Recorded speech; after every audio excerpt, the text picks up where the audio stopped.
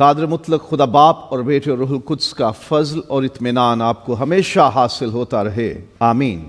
آج ہم خدا کے کلام میں سے ایک اور بڑی ہستی کی بابت تعلیم پائیں گے کہ جسے ایمانداروں کا باپ کہا جاتا ہے، دی فادر آف بلیورز۔ بعض انگریزی تراجم میں اسے دی فادر آف فیتھفل بھی کہا جاتا ہے۔ بائبل بتاتی ہے کہ ابراہم سب ایمانداروں کا باپ ہے۔ کسی انسان نے اسے ایمانداروں کا باپ قرار نہیں دیا۔ ہم مسیحی اسے ایمانداروں کا باپ بناتے نہیں ہیں، ہم نے اسے یہ مقام نہیں دیا، بلکہ بائبل کہتی ہے کہ ابراہم سب ایمانداروں کا باپ ہے۔ اس لیے ہم ایمان رکھتے ہیں اس بات پر، کیونکہ بائبل مقدس جو تعلیم دیتی ہے، جو بات سکھاتی ہے، جو بھید بتاتی ہے، جو معلومات فراہم کرتی ہے، ہم اسے مانتے ہیں کہ اس میں خطا نہیں، اس میں غلطی نہیں ہے۔ رومیو باب نمبر 4 میں ذرا دیکھیے، پولس رسول روح القدس کی ہدایت سے، کامل خدا پاک روح کی ہدایت سے یہ کلام لکھ رہے ہیں کلیسیا کو، اور بتاتے ہیں کہ جب خدا نے ابراہم کو چنا، اسے آواز دی، اسے بلایا، اس سے عہد باندھا، تو اس وقت اس کا ختنہ نہیں ہوا تھا۔ یہودیوں میں اور غیر یہودی قوموں میں یہ بڑا فرق رہتا تھا کہ یہودی لوگ اپنے لڑکوں کا ختنہ کرتے تھے، اور وہ سمجھتے تھے کہ جو نامختون ہیں، جو انسرکمسائزڈ ہیں، جن کا ختنہ نہیں ہوا، وہ خدا کے پیارے نہیں، وہ خدا کے برگزیدہ، خدا کے چنے ہوئے نہیں ہیں، خدا ان کا خدا نہیں، وہ غیر قومیں ہیں۔ they are pagans, they are Gentiles, they are other nations۔ وہ غیر قومیں ہیں، وہ بت پرست ہیں، وہ خدا کے لوگ نہیں، خدا ان سے پیار نہیں کرتا۔ وہ ایسا سمجھتے تھے، لیکن پولس رسول نے خدا پاک روح کی ہدایت سے یہ لکھا کہ جب ابراہم کو بلایا گیا، اس کا تو خطرہ نہیں ہوا تھا۔ جب اس سے وعدے کیے گئے تو اس وقت بھی اس کا خطرہ نہیں ہوا تھا۔ جب اس سے عہد باندھا گیا تب بھی اس کا خطرہ نہیں ہوا تھا۔ اس لیے یہ ثابت ہوتا ہے کہ وہ مختونوں کا بھی باپ ہے، اور نامختون جو ایمان لائیں ان کا بھی وہ باپ ہے۔ رومیو باب نمبر 4 میں لکھا ہے 11ویں آیت میں، اور اس نے ختنے کا نشان پایا کہ اس ایمان کی راست بازی پر مہر ہو جائے جو اسے نامختونی کی حالت میں حاصل تھا، تاکہ وہ ان سب کا باپ ٹھہرے جو باوجود نامختون ہونے کے ایمان لاتے ہیں۔ جو نامختون ہیں، جو غیر یہودی ہیں، جو ابراہم اور اسحاق اور یعقوب کی نسل نہیں بھی ہیں، اگر وہ ایمان لے آئیں تو ابراہم ان کا بھی باپ ہے۔ یہودی یہ مت سمجھے کہ وہ صرف ہمارا ہی باپ ہے۔ جو کوئی بھی ایمان لے آئے، بھلے وہ غیر یہودی ہے، بھلے اس کا ختنہ ہوا ہے یا نہیں، وہ کسی بھی قوم، قبیلے، امت، اہل زبان سے اس کا تعلق ہے، جب وہ ایمان لے آتا ہے تو وہ ابراہم کا بیٹا بن جاتا ہے۔ ابراہم ان سب کا باپ ہو جاتا ہے۔ اور اگلی آیت میں لکھا ہے، اور ان مختونوں کا باپ ہو جو نہ صرف مختون ہیں بلکہ ہمارے باپ ابراہم کے اس ایمان کی بھی پیروی کرتے ہیں جو اسے نامختونی کی حالت میں حاصل تھا۔ مختون بھی اور نامختون بھی، جن کا ختنہ ہوا وہ ایماندار بھی، اور جن کا ختنہ نہیں ہوا وہ ایماندار بھی، سب ابراہم کی اولاد بن جاتے ہیں۔ اور ہم نے یہ سیکھ رکھا ہے کہ ایمان ہے کیا، کس پہ رکھنے سے ایمان ہوتا ہے، اور کون سی باتیں ہیں جو ایمان کو ضائع کر دیتی ہیں، اسے ناقابل قبول قرار دے دیتی ہیں، وہ ہم سیکھ چکے ہیں وہ باتیں۔ جو بھی ایمان لے آتا ہے، چاہے اس کا جسمانی طور پر کسی بھی قوم سے تعلق ہے، چاہے وہ جسمانی طور پر کسی بھی خاندان سے اس کا تعلق ہے، جب وہ ایمان لے آتا ہے تو ابراہم کا بیٹا یا بیٹی بن جاتا ہے۔ تو بائبل یہ کہتی ہے کہ وہ سب ایمانداروں کا باپ ہے۔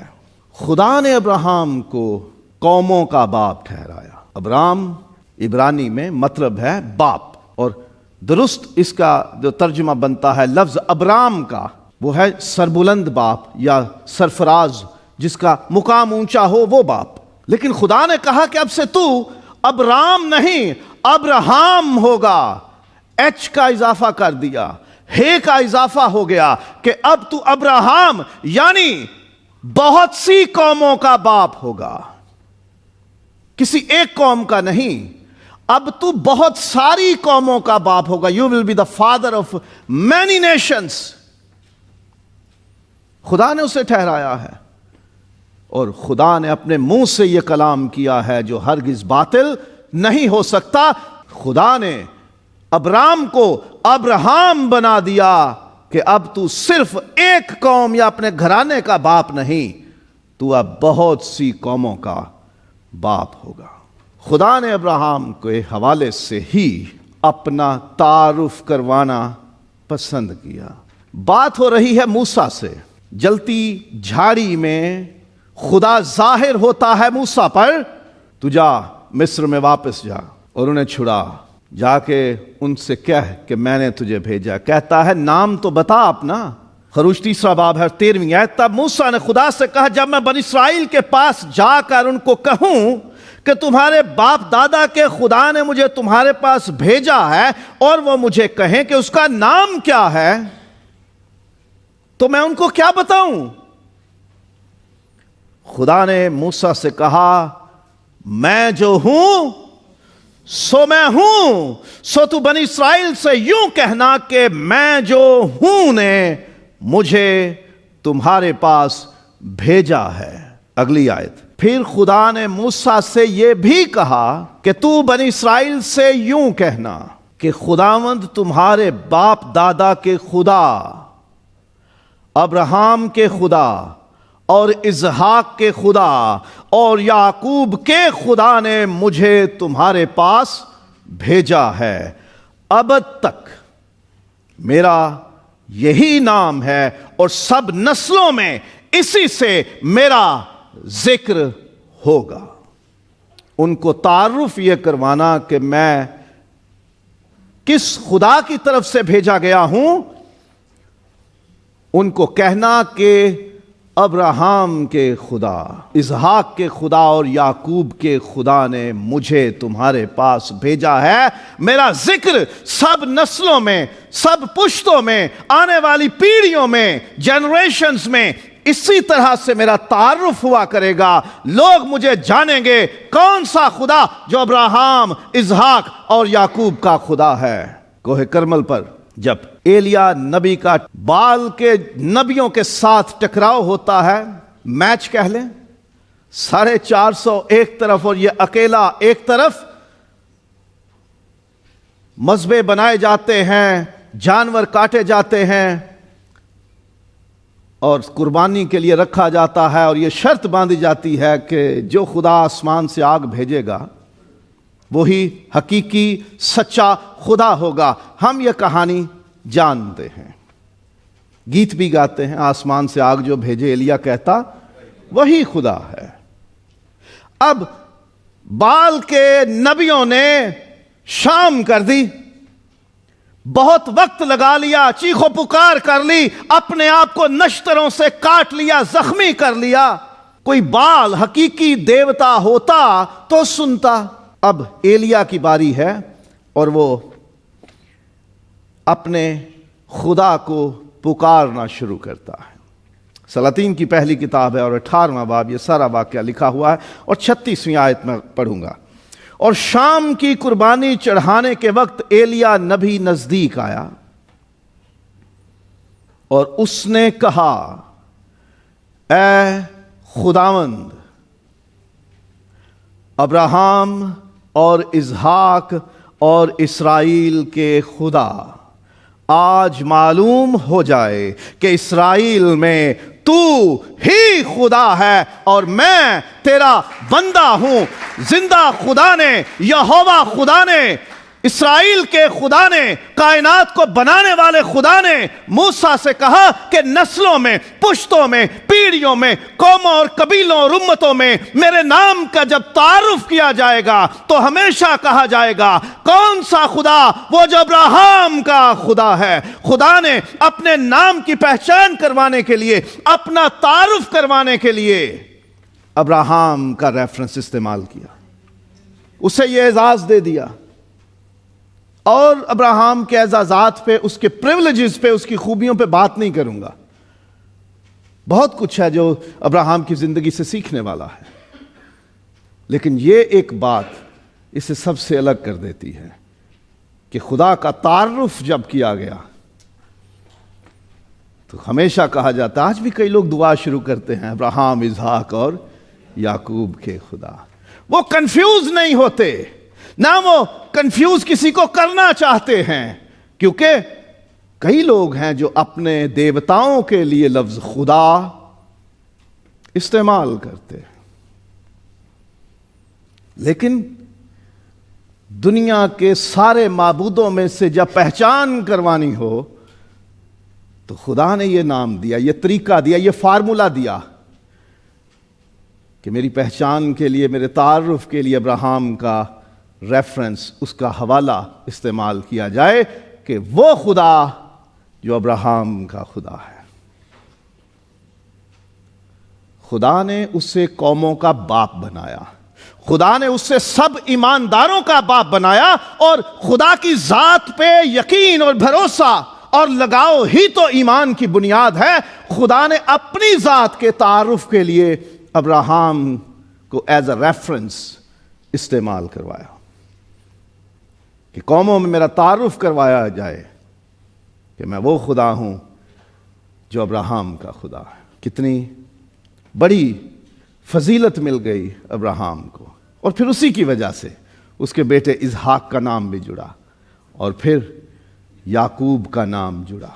یہاں یہ بات میں بتاتا چلوں کہ آج جس خدا پر آپ ایمان رکھو گے، جس خدا کو آپ اپنا لو گے، جو آپ کا خدا بن جائے گا، جس کے تابع ہو جاؤ گے، جس کے سائے میں رہو گے، جس کے ساتھ جڑ جاؤ گے، وہی تمہاری نسلوں کا خدا ہوگا، اور پھر لوگ اسے تمہارے حوالے سے جانیں گے۔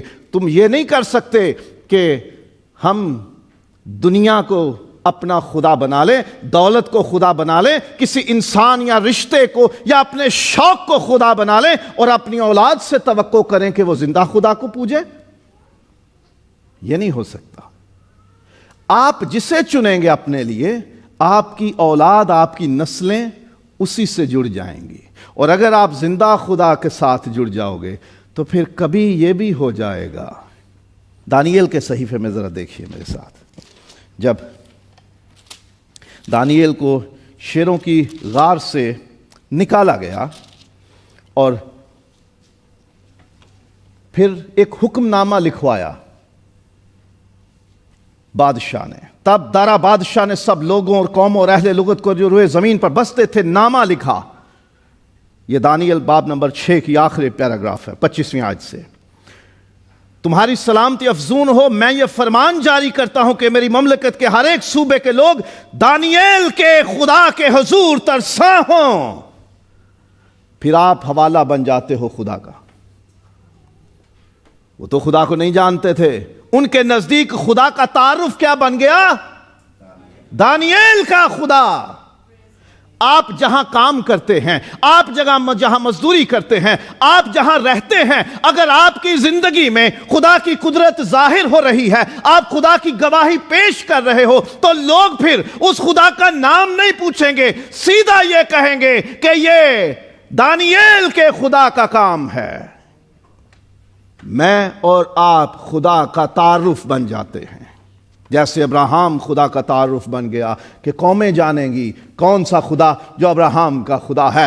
دارا نے کہا دنیا کو پتہ چلے میں کس خدا کی بات کر رہا ہوں، کسی دیوی دیوتا کی بات نہیں کر رہا، کسی مورت اور صورت کی بات نہیں کر رہا، میں اس خدا کے لیے تمہیں کہہ رہا ہوں، دانییل جس کی پرستش کرتا ہے۔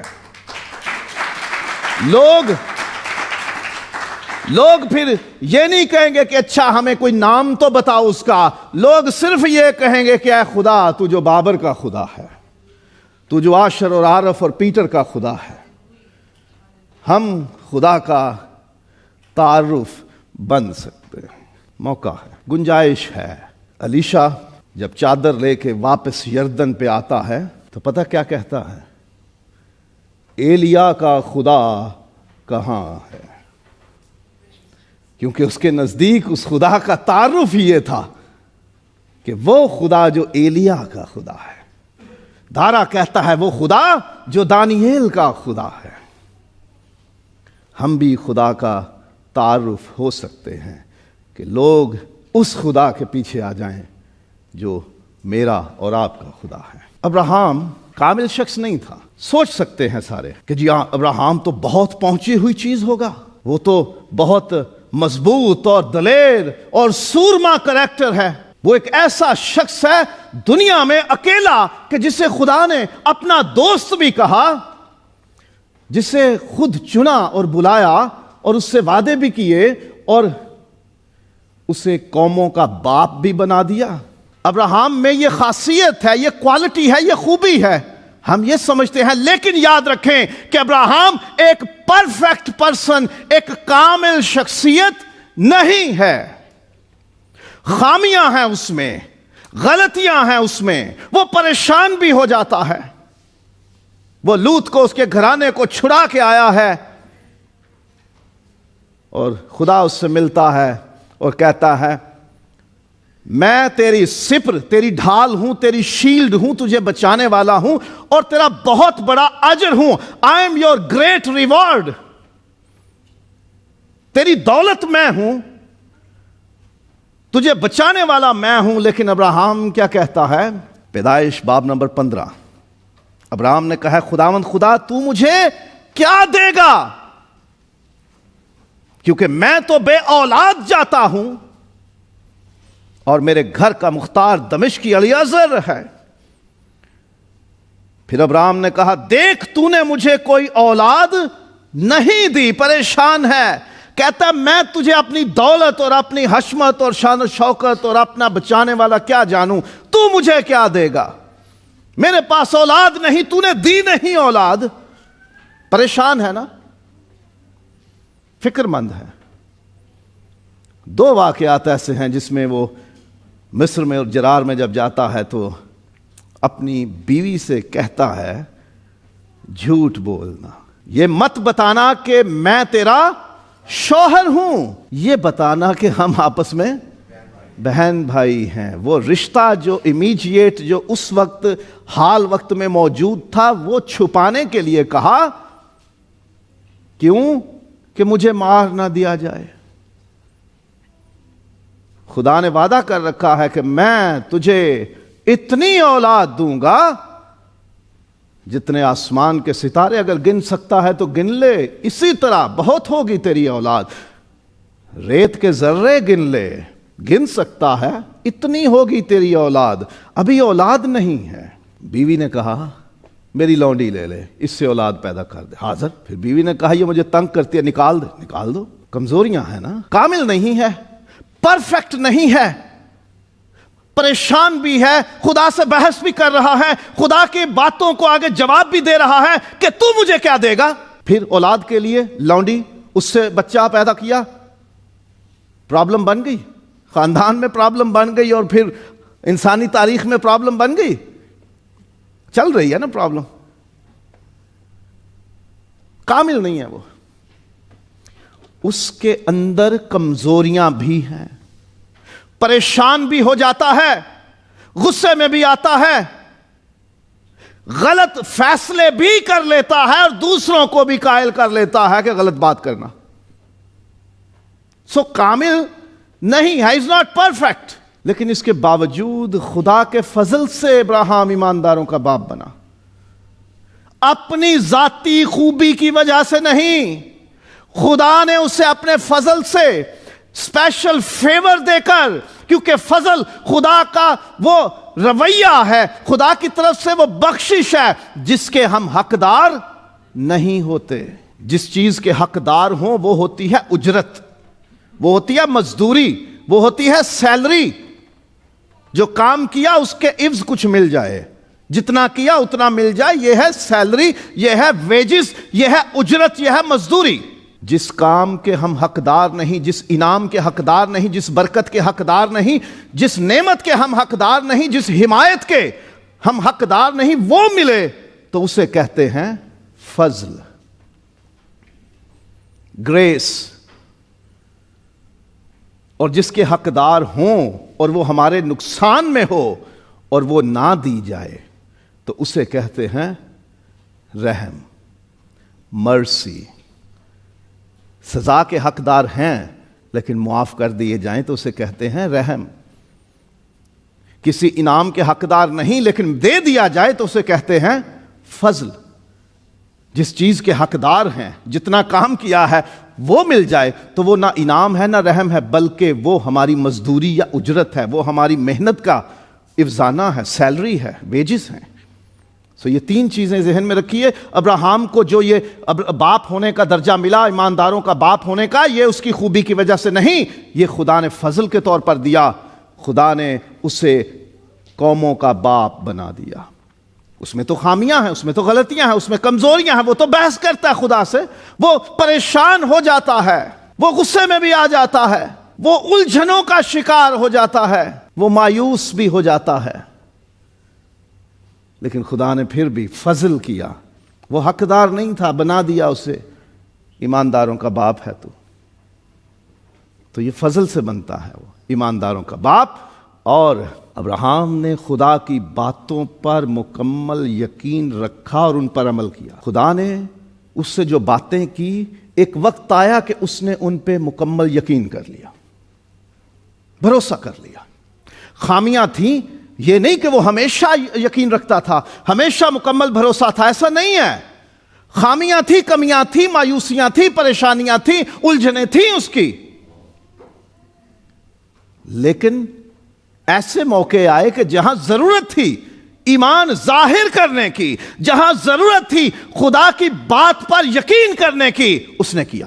خدا نے جو باتیں کی، کہا ٹھیک ہے میں انہیں مان لیتا ہوں، اور جو تو کہتا ہے میں وہ کرتا ہوں.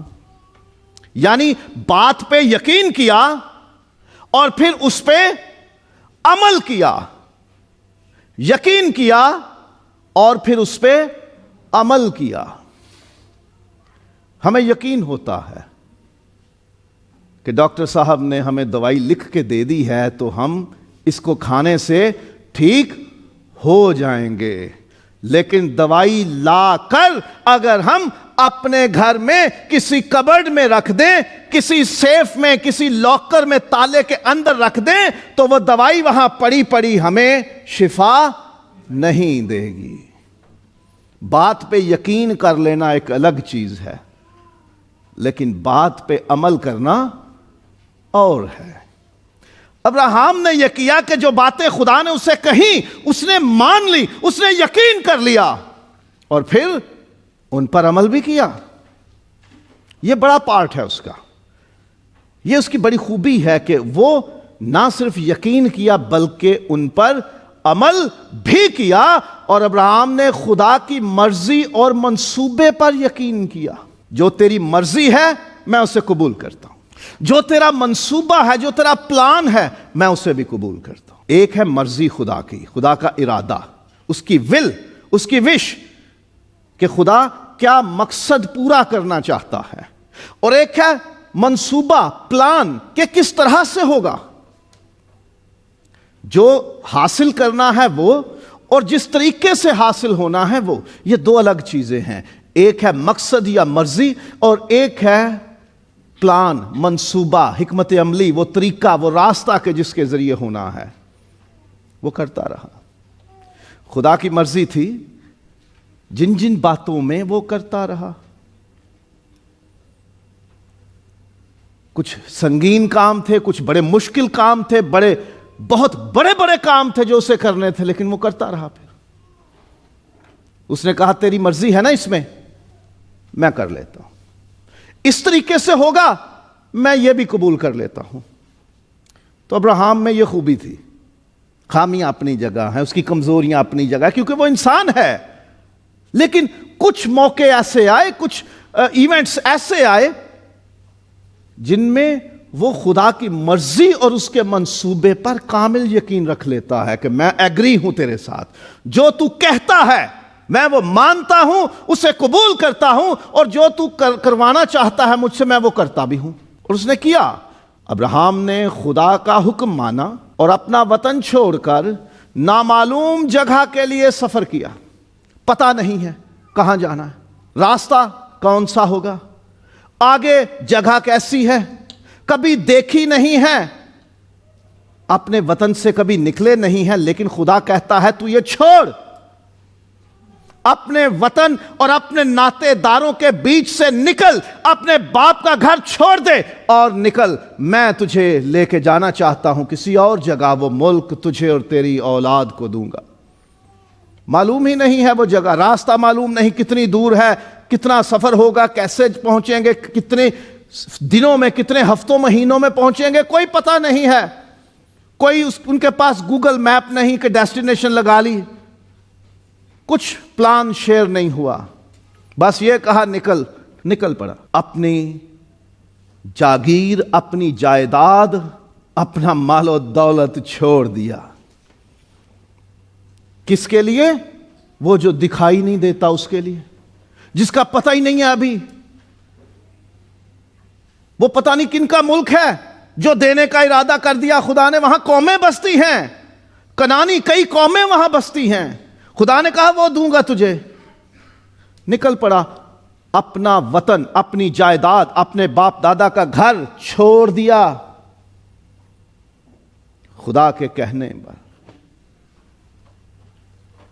मैं और आप क्या ये जुर्रत कर सकते हैं कि छोड़ दें? हम तो एक ईंट जगह, एक रुपया नहीं छोड़ते। लड़ाइयां, फसाद, झगड़े, मुकदमे और कत्ल गारत तक पहुंच जाते हैं। लेकिन उसने खुदा की बात मानी, छोड़ दिया। खुदा की मर्जी मानी, छोड़ दिया। खुदा के मंसूबे को माना, छोड़ दिया। कुछ चीजें नहीं दिखती, कैसे होंगी, क्यों होंगी, खुदा की मर्जी और मंसूबे पे छोड़ दो। खुदावंद, मैं अब्राहम की तरह तेरी मर्जी और तेरे मंसूबे के सामने सर झुकाता हूं, सर झुकाती हूं। जैसे तू ले जाना चाहे, जहां तू ले जाना चाहे, जैसे मुझसे काम करवाना चाहे, मैं हाजिर हूं। खुदा पे छोड़ दें। अब्राहम ने यह किया था। फिर अब्राहम ने किया कि उसने खुदा के वादों पर यकीन किया और बेटा कुर्बान करने को तैयार हो गया। एक बेटे को छोड़ दिया, वो भी एक कहानी है ना, पता है ना।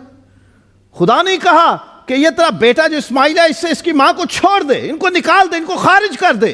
आसान था। जिनके औलाद नहीं होती उन्हें औलाद की अहमियत का हमसे ज्यादा पता है। और जिनको 86 बरस बाद कोई बेटा पैदा हुआ हो, उसको निकालने का हुक्म मिल जाए, आसान नहीं था। एक बेटा निकाल दिया, खारिज कर दिया।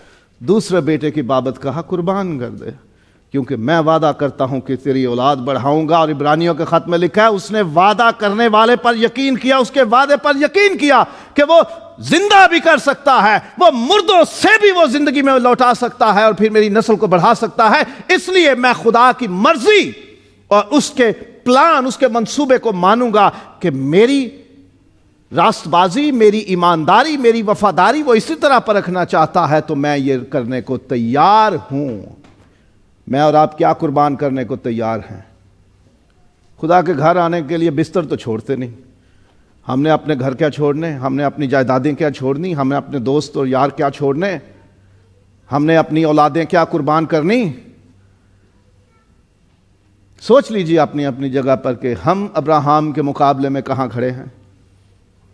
उसने क्या क्या खुदा के हुक्म पे छोड़ा और कुर्बान करने को तैयार हुआ।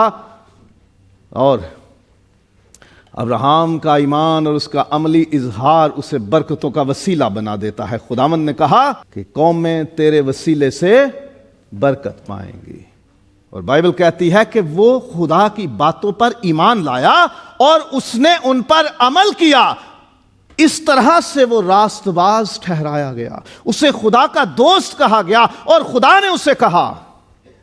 یہ پیدائش 22ویں باب میں جب وہ اپنے بیٹے کو کوہ موریا پر لے کے جاتا ہے، قربان کرنے لگتا ہے، فرشتہ آواز دیتا ہے، ابراہیم ابراہیم اپنا ہاتھ روک لے، خداوند نے تیرا ایمان دیکھ لیا ہے، مینڈا مہیا کیا، اسے قربان کر۔